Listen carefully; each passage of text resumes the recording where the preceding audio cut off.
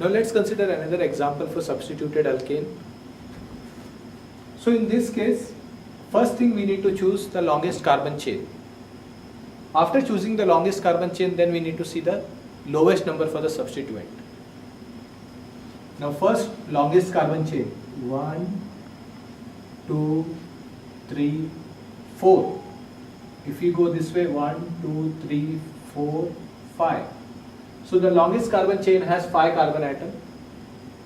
And if we see this one, we can consider it as a substituent because it's not a part of the longest carbon chain. So this substituent, since it's 1 carbon atom, we write it as methyl. And let's check the number for methyl. If we go this way, 1, 2, 3. If we come from here, 1, 2, 3.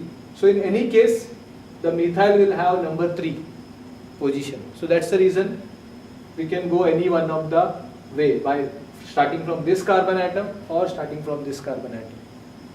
Now let's try to write the name for this compound. Now there are 5. 5 means pent.